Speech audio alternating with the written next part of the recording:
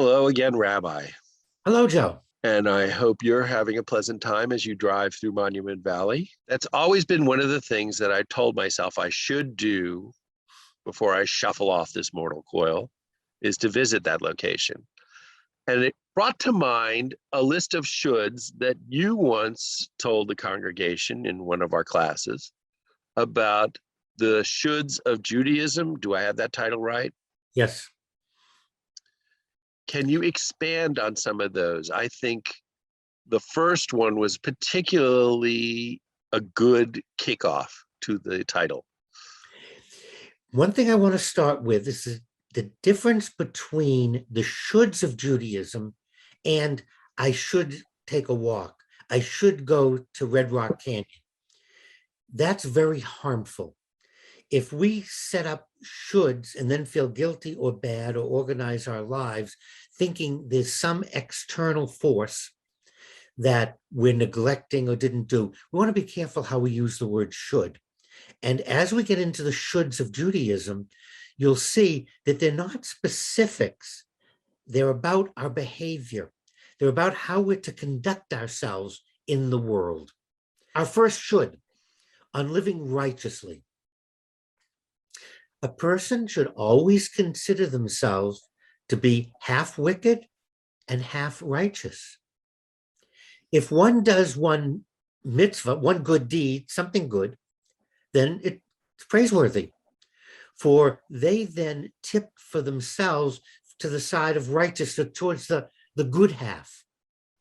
But if one sinned, if one did an act that was harmful for other people or harmful to the self, well, then they tip themselves towards the side of wickedness, towards the side of doing something bad. So we have the evil inclination and the good inclination.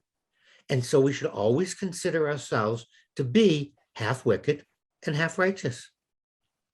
Well, when you say tipped one way or the other, is this, in the eyes of God, we're no longer a mix of good and bad? We're now one or the other? Well, we use the expression tipped the scale. It doesn't say you have become wicked or you've become righteous. Neither. It's how we tip the scale on either side. And this is really neat because it works very well if one believes that God is a judge. And at the end of our time on earth, God will judge us. And we use the image of a scale. No one is good or bad. We have inclinations. And when we come before God, if that's our belief system, if we come before God, we want the scale to be tipped towards righteousness. Not that we never did anything wrong. It's that we did more right, more helpful than we did harmful. So we tip the scales. And I remember the old biblical quote of, sin not, lest you be judged and found wanting. Again, that's that same expression. We're looking at that balance. Is our goal to always be perfectly balanced? Wouldn't it be better to be tipped a little bit more towards the good? That would be neat. However, we're human beings, and that isn't going to happen. So what we want to do is just tip the scale in the end, the sum total. Now, there are individuals that we can look at and go, really, they really tip the scale in that direction almost all of the time. And we can respect that. But as human beings, we're on Route 66, we're going to cut somebody off. We're on the Beltway. We're going to do something foolish and start shifting lanes that could possibly cause an accident or hurt someone else. It's going to happen. So we don't want to pressure ourselves into thinking that we can always do the praiseworthy or righteous thing. Now, if someone doesn't believe in God or ultimate judgment, this still works. Because how do you want your mother to view you? How do you want your spouse, the partner, to view you? How do you want the headline in the Washington Post? How would you like it written? Do you want the newspaper headlines to say that you're a grifter, that you lied, that you caused a riot? Does that make you proud? If it does, then you're tipping the scale in terms of sin, in terms of bad, because it's harmful and hurting people. So there's another criteria if we don't want to use or don't accept or believe God as judge, is other human beings, is our legacy, is how we will be remembered. And it can be on the grand scale, or it could just be with our children. How do we want our children to think of us? So it doesn't really matter whether or not you're religious or not. You should still motivate yourself to try and tip towards the good. Yeah, and I would take out the word religious and just say you don't have to have a belief in a divine being that somehow judges people. You step back and look and think about the people we remember: Martin Luther King, Kennedy, Lincoln. Think of the people that we hold up to. They were all half wicked and half righteous. And people have a tendency sometimes to want to point out all the bad things they did. That's not fair. We want to put it on the scale. Let's see how it weighs out. Yes, they did stupid, harmful things for varying degrees, and they did good things. Let's see how, and how do I want to be remembered? Do I want people to quote me, to read or listen to me on YouTube, or listen to my podcasts? Or do I want people to throw me off of YouTube, throw me out of Twitter, throw me out of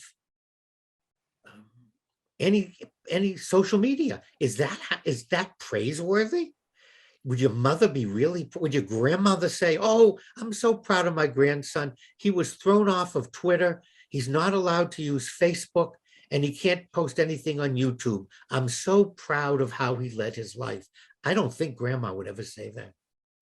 And yet there's, I mean, I don't know anybody like this personally. And of course, I don't rely on news organizations' judgment of anyone as to their exact character. But I do know in fiction, in movies and in books, there are bad people who rationalize their bad behavior by saying, I have no one cares about me. What does it matter how I act? What about them? Again, they're tipping the scale towards bad action, towards sinning. They made a choice by their actions. It may be true. No one loves me. No one cares about me. Again, that's a feeling. How do I respond to my feeling? Oh, I'm going to respond by murdering people. And then I justify it. You could say that. However, the reality is we make choices, and a lot of it goes back to background and training. How I've been trained to respond to my isolation, to my feeling sad, for my feeling sorry for myself. How do I? Because there are many people in similar situations that do praiseworthy things. They do. It's about action. And obviously we can justify anything. Well, on that note, I have a tough one for you. We have the recent anniversary of the January 6th, either insurrection or heroic attempt to seize back control from the people who stole the election. And both sides feel that they are doing the right thing. And there's no arbitrary way of looking at it. Either you think they were being bad people or you think they were being good people. How do we look at that?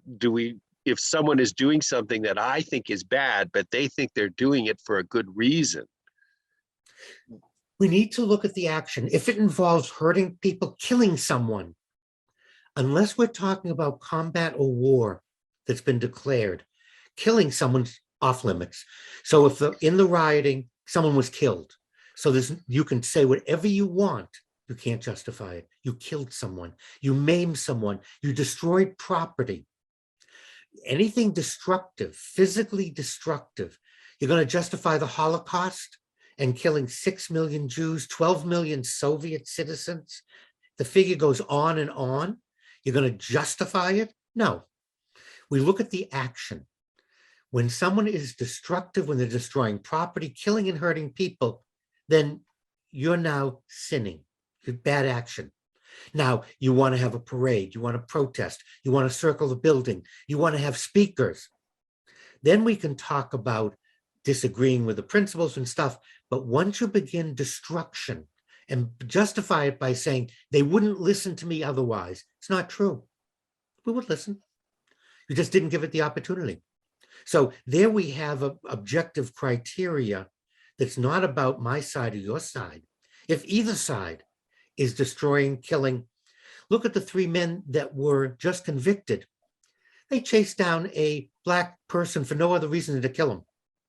If I'm here in Leisure World, if I see someone, I heard some cars were broken into, I look out my window and I see someone suspicious walking, I pick up the phone, I call our security, and I call the police, and I keep an eye on that person. I don't take out my sniper rifle and take him out. So if indeed they thought he was the person, perfectly reasonable, I see something suspicious going on, I'm going to call the police, keep my distance. And if he's running, I can follow in my car. I could also walk. I could keep my distance. There's no reason to shoot the person or for me to take out after them. So that's the fallacy with their rationalization. That's where I would challenge it. The answer is yes, they saw someone they thought was suspicious. They thought he fit the description. Perfectly reasonable. Let's call the police. We in our society have designated individuals who are trained, and we have to examine and see, was there a threat? Did he then use his training? As opposed to my carrying a gun and shooting somebody because he's running away. And it goes again to what you always say, that training is key in those situations. And a law enforcement person has received training. But it does open up another can of worms for whether or not they've received sufficient training. Correct. But we'll leave that for another day. Thank you again, Rabbi. I will do my best to tip the scale in the right direction. My dog agrees. And I look forward to our conversations as always, as other opportunities to be righteous. Thank you. And I look forward to discussing some more shoulds.